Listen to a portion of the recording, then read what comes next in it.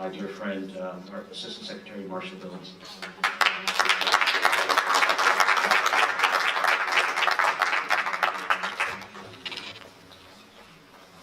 Good morning.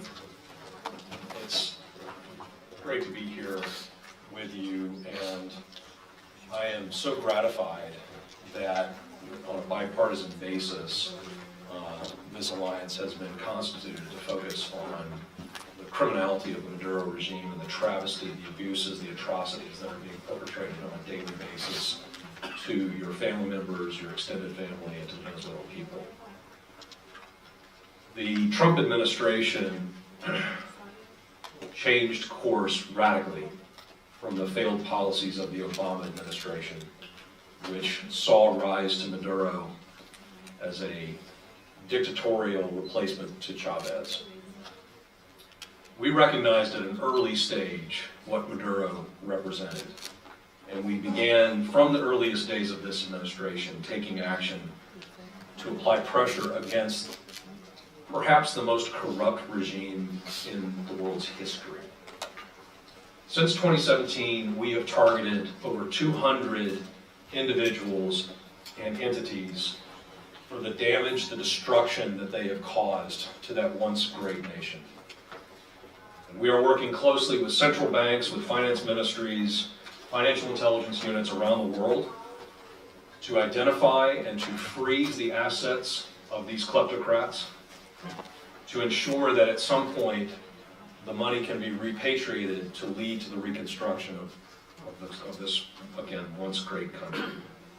We will deny Maduro and his cronies the assets that they rely upon to stay in power. As part of our pressure, Treasury has designated and gone even so far as to designate the Central Bank of Venezuela, which is saying something. We almost never do that. In that respect, Maduro shares the limelight with countries like Iran and other countries where the entire system is so fundamentally broken that we cannot allow it to touch the international financial system. There is no economy in Venezuela other than the economy of theft. And we will not allow, again, these individuals, to the best of our ability, to launder their ill-begotten gains through the financial system of the world. In August, President Trump issued a complete executive order that blocks the entire government of Venezuela and further cuts down on the financial resources used by the regime and its enablers. I want to talk about some very specific stories, some case studies, to show you the depravity of this regime. And I'm going to start with Alex Saab and the CLAP network. CLAP, as many of you know, is the so-called humanitarian assistance that Maduro has controlled and used as a weapon, as a political weapon, and as a method of enriching himself.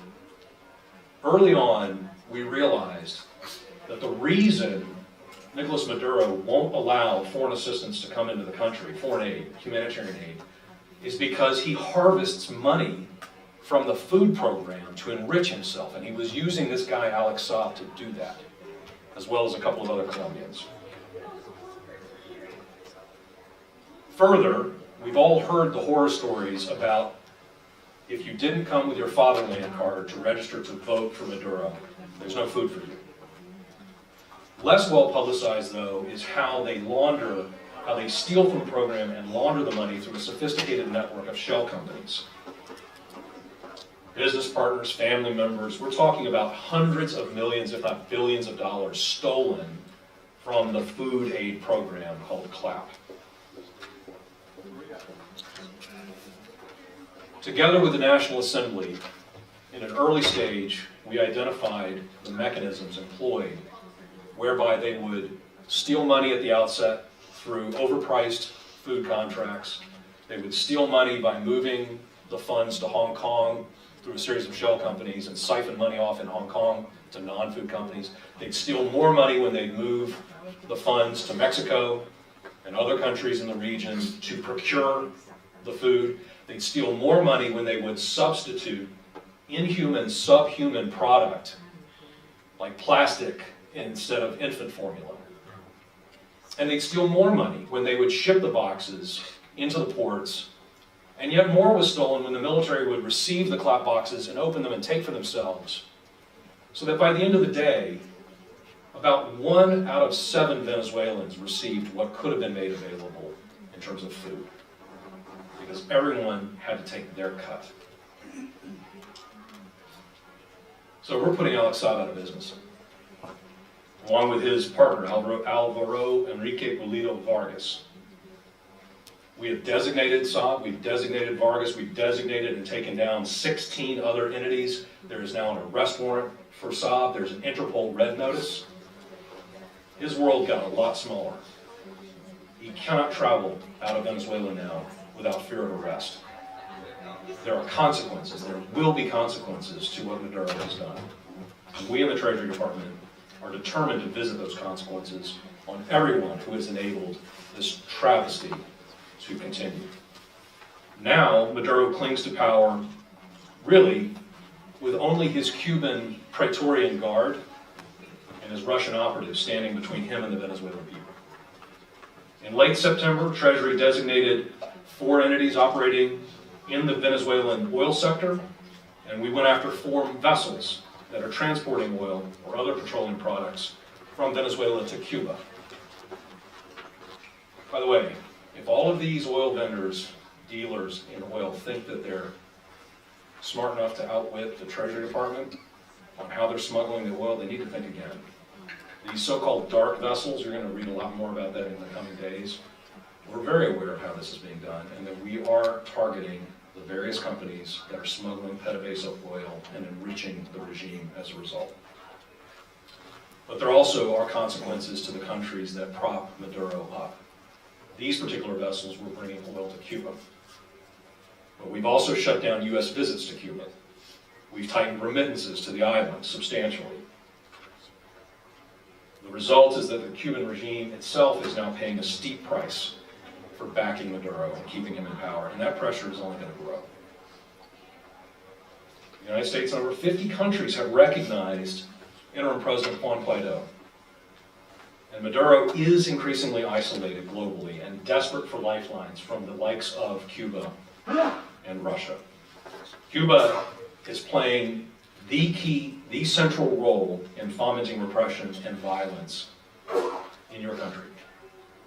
The regime is relying on Cuba's playbook of repression and torture to remain in power. And thousands of Cuban agents have been seeded across the country into all of the key security institutions. Maduro has sold out his country to a foreign dictatorship, and it's been that way for a long time. We also view interference by the Russian government and its support of the Maduro regime as unacceptable. President Trump has made it clear to Russia that they must leave and they must renounce support of the regime. We are monitoring very closely the behavior of Russia's state-owned oil company, Rosneft, as we are the Russian bank Evro Finance, which continues to launder money and oil proceeds for both Maduro and Putin.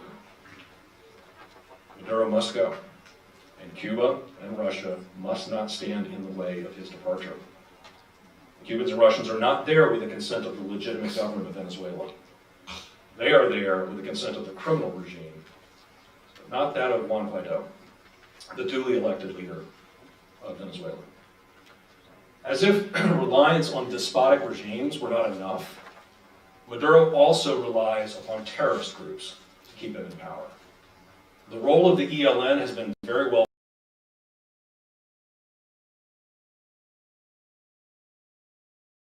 The depravity and the violence is not just conducted against the people of Venezuela, it's also conducted against the environment.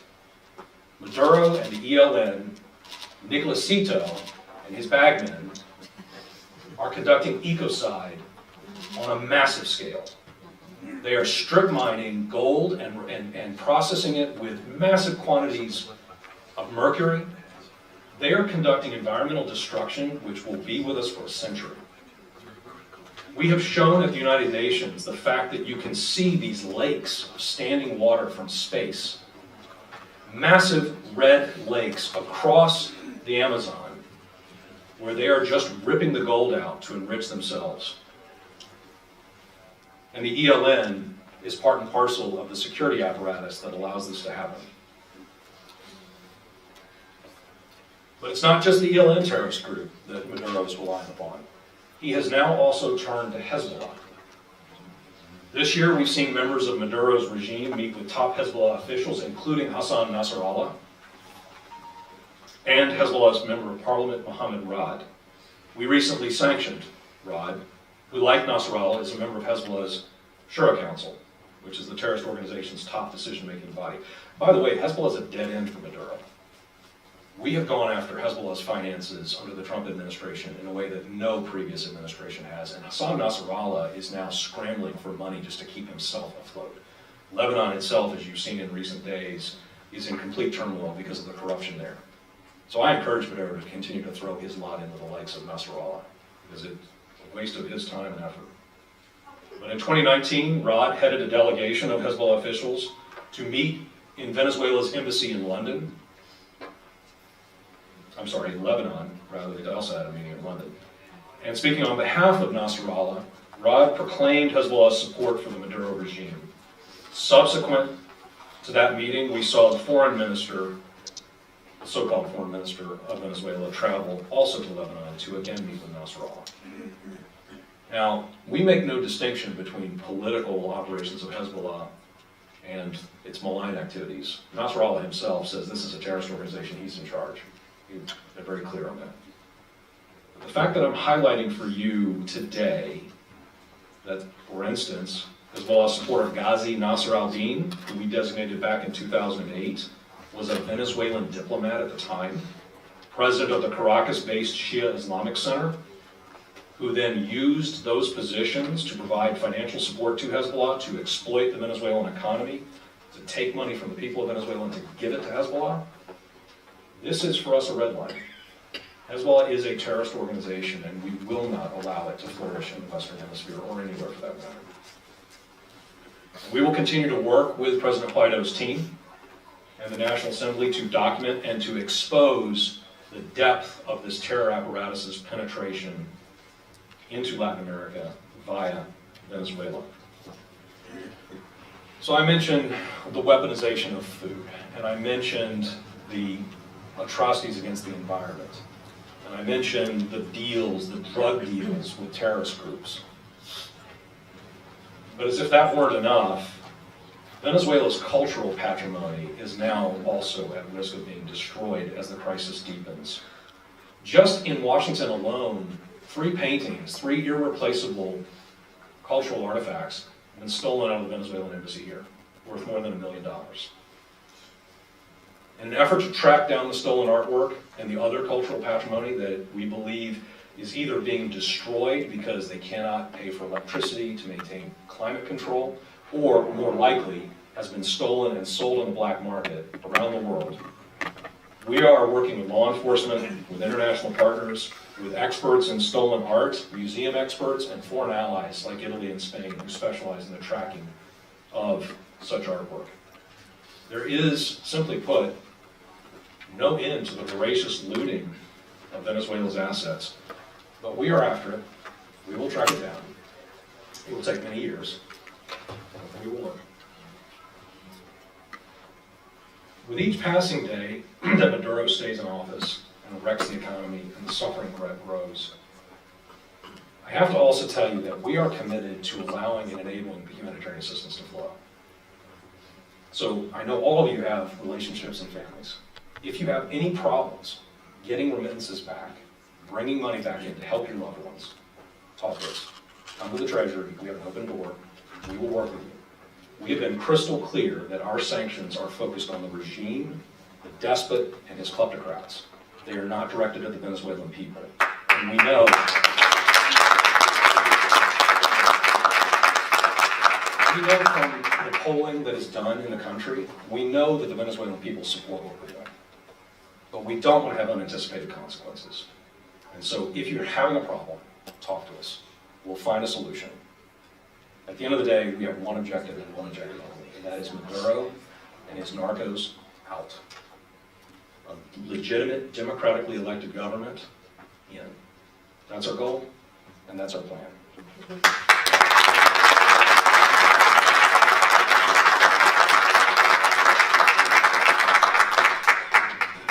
Marshall, thank you so much for your comments. My role here is to read back to you questions from the audience. I want us to get right into it. I know that you probably have about 10 minutes for questions and answers. One of the audience is asking about, and you have to clarify for us if this comes under Treasury's purview, but Venezuelan nationals that are living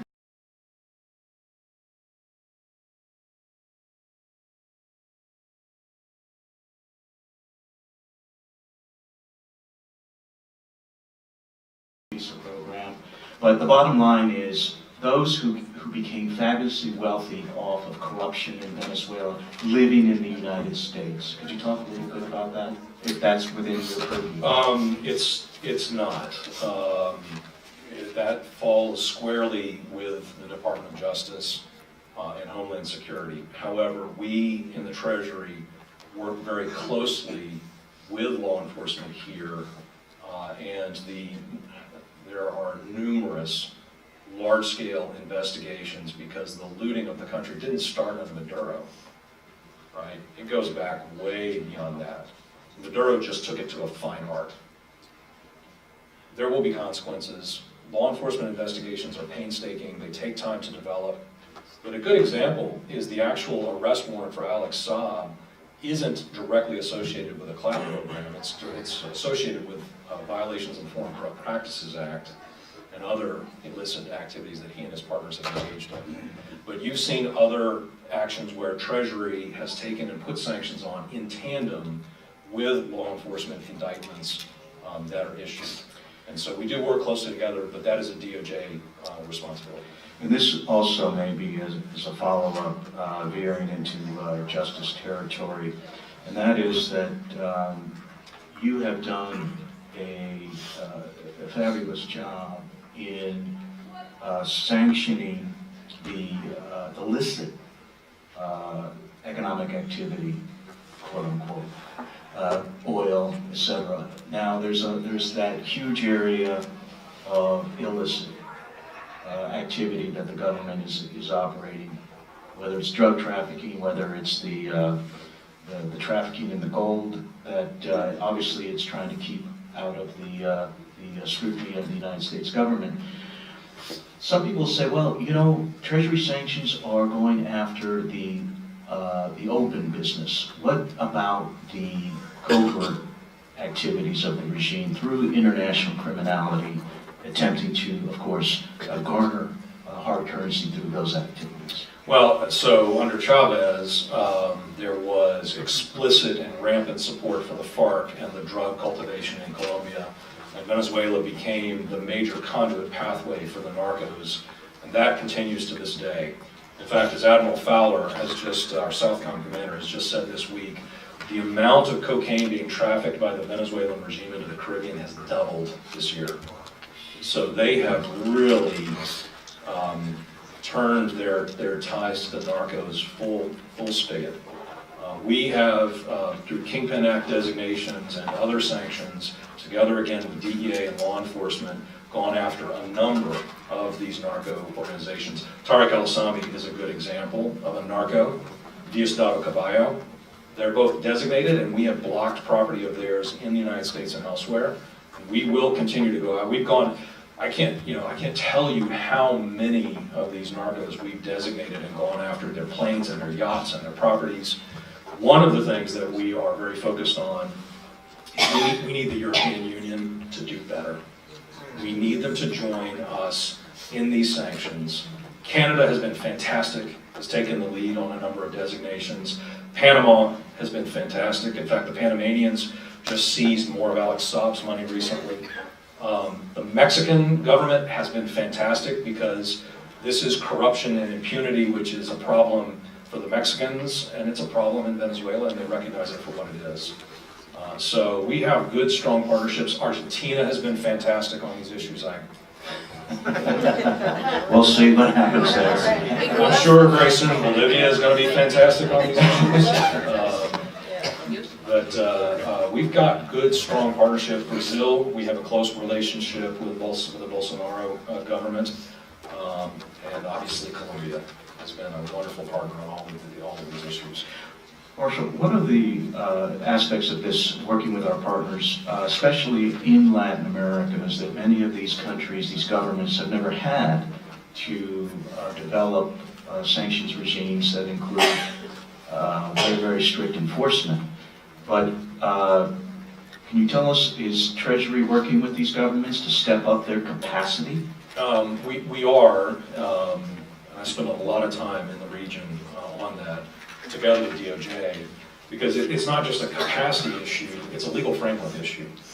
So we're dealing, the evolution of how sanctions and asset seizures and asset forfeitures are conducted. This is something we've been doing in the U.S. for a while, a decade or so, but it's not ancient history here either. And so there is a lot of progress that needs to be made in establishing the legal framework by which you can seize, you can block the assets, and ultimately forfeit the assets without having to go and having concluded the criminal prosecution. So for us, it's a civil action in the United States. There are other criminal statutes that apply, but we are working with governments across the Western Hemisphere who have a different legal framework than we employ here to ensure that they can legally and properly both block and ultimately forfeit the assets while the criminal case proceeds. That capability will help us deal not just with the Maduro regime, but with other criminal enterprises across the Western Hemisphere.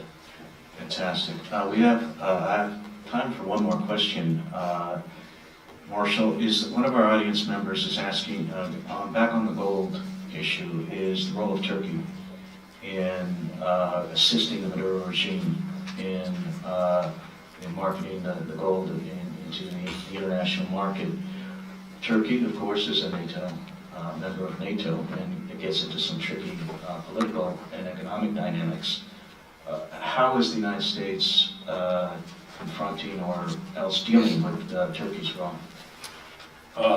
It's not tricky. It's very straightforward.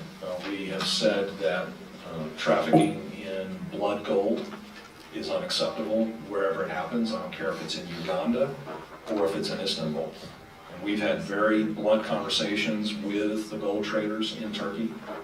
A good friend of mine, Carlos Paparoni from the National Assembly, who had to flee for his life because the Sabine threatened one of his bodyguards to try to tell them where he was, and he had to get out, so he's in Bogota now. So Carlos has gone public of late with more details on how they are using small passenger jets to fly the gold to Turkey, and then from there to traffic it into Russia in exchange for goods and services. We're on it, and we have made very, very clear to the Turkish government, and more importantly to the Turkish private sector, that you cannot be complicit in this unlawful behavior. So, I got a little choked up here because I will tell you, when you're dealing with a country where, the human capital of Venezuela is amazing. There's no reason this country should be in the dire circumstances that it's in. And when you have a population that has lost 25 pounds because the dictator is withholding food to steal the money for himself, that is, in this day and age, completely unacceptable. It is, and it's a bipartisan issue. So we look forward to working with you in the diaspora community. We will continue to work with the National Assembly, and we are very